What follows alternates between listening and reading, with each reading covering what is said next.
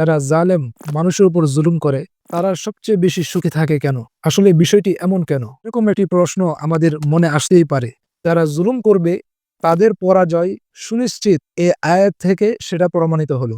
আল্লাহ তাআলা তার উপর অনেক বেশি সন্তুষ্ট, এজন্য তাকে কোনো সম্পদ দেননি।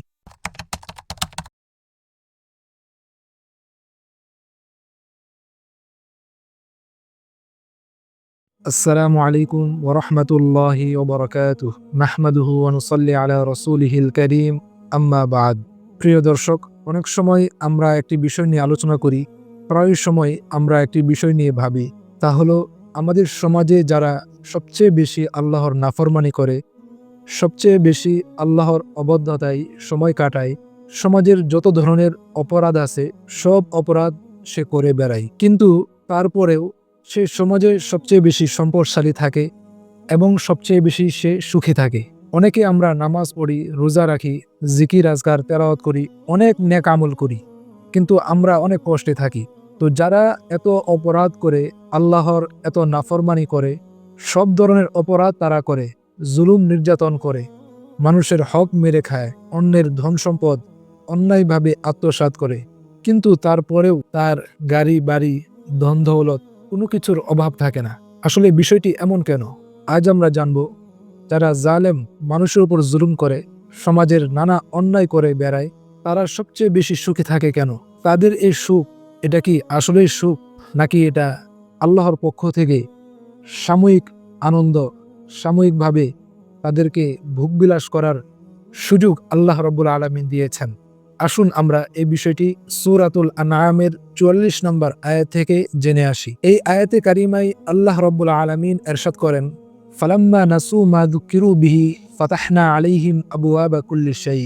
অতঃপর যখন যারা অপরাধী, যারা জালেম, তাদেরকে আমার কোরআন দ্বারা যে উপদেশ দেওয়া হয়েছিল, এই উপদেশগুলো যখন তারা ভুলে যায়, অর্থাৎ তারা কোরআন অনুযায়ী তারা তাদের নিজের জীবনকে পরিচালিত করে না, তারা তাদের জীবনে কোরআন এবং হাদিসের উপদেশ মালাগুলো বাস্তবায়ন করে না, নিজের মন মতো, নিজের চাহিদা মতো জীবনযাপন করে, মানুষের সম্পদকে আত্মসাৎ করে, মানুষের উপর জুলুম করে, সমাজে নানা ধরনের অন্যায় অপরাধ করে ঘুরে বেড়ায়, এমতো অবস্থায় ফাতাহনা আলাইহিম আবওয়াবা কুল্লি শাই, তখন আমি তাদের জন্য সব ধরনের সুযোগ সুবিধার পথ খুলে দেই। দেখুন, আল্লাহ রাব্বুল আলামিন তারা এত অপরাধ করার কারণে তাদের জন্য সকল রিজিকের পথ বন্ধ করে দেওয়ার কথা ছিল, কিন্তু এই জায়গায় আল্লাহ রাব্বুল আলামিন তাদের জন্য আরো সুযোগ সুবিধা, আরো বেশি সম্পদ উপার্জন করার পথ আরো খুলে দেন। এরকম একটি প্রশ্ন আমাদের মনে আসতেই পারে।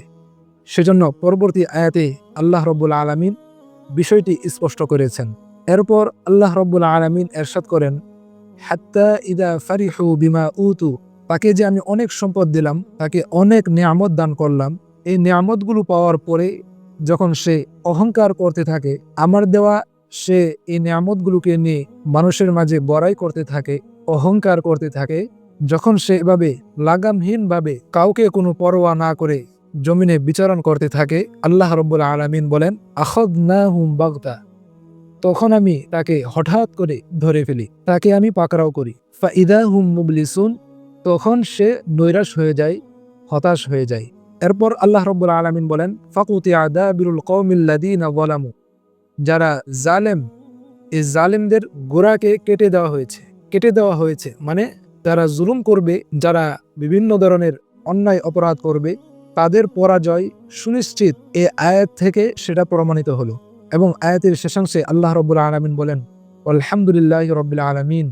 এই আয়াত থেকে বোঝা যায়, যখন একজন জালেম মানুষের উপর জুলুম করবে, এক পর্যায়ে যখন তার পরাজয় হবে, তখন মানুষ তার পরাজয় দেখে আল্লাহর শুকরিয়া আদায় করবে, আলহামদুলিল্লাহ বলে আল্লাহর কৃতজ্ঞতা প্রকাশ করবে। এই আয়াতগুলো থেকে আমরা যে শিক্ষাটি পেয়েছি তা হলো, সমাজে কাউকে সুখে দেখলে, সমাজের কাউকে অনেক নাজ নেয়ামতের মধ্যে যদি আমরা দেখতে পাই, অথচ সে আল্লাহর হুকুম অনুযায়ী নিজের জীবনকে পরিচালনা করে না, সে সব ধরনের অপরাধ করে, সব ধরনের অন্যায় সে করে বেড়ায়, তারপরেও তার কোনো দৃশ্যমানভাবে তার জীবনে কোনো দুঃখ কষ্ট না আসলেও মনে রাখতে হবে, আল্লাহ তাআলা তাকে সুযোগ দিচ্ছেন। এমন এক সময় আসবে, আল্লাহ তাআলা তাকে পাকড়াও করবেন, তার অপরাধের কারণে আল্লাহ তাআলা তাকে শাস্তি দিবেন, যে শাস্তি যেই পাকড়াওয়ের চিন্তাও সে করতে পারবে না। সেজন্য আমরা যদি সমাজে এমন কাউকে দেখি, আমাদের করণীয় হলো আমরা আমাদের ঈমান আমল নিয়ে আমরা চলতে থাকব। আমরা বেশি বেশি আমল করতে থাকব। দুনিয়াতে আল্লাহ তাআলা কাউকে সম্পদ দিয়ে পরীক্ষা করেন, কাউকে সম্পদ না দিয়ে পরীক্ষা করেন। কারোর সম্পদ অনেক বেশি আছে, তার মানে এই নয় যে আল্লাহ তাআলা তার উপর অনেক বেশি সন্তুষ্ট, এজন্য আল্লাহ তাআলা তাকে অনেক সম্পদ দিয়েছেন। আবার কাউকে সম্পদ দেননি, তার মানে এই নয় যে আল্লাহ তাআলা তার উপর অনেক অসন্তুষ্ট, এজন্য তাকে কোনো সম্পদ দেননি। সর্ব অবস্থায় আল্লাহ তাআলা আমাকে যেই অবস্থায় রাখেন, আমরা বেশি বেশি আল্লাহর শুকরিয়া আদায় করব, আল্লাহর প্রতি কৃতজ্ঞতা প্রকাশ করব। আল্লাহ তাআলা আমাদের সবাইকে সর্ব অবস্থায় আল্লাহর উপর ভরসা করে দুনিয়াতে জীবনযাপন করার তৌফিক দান করুন।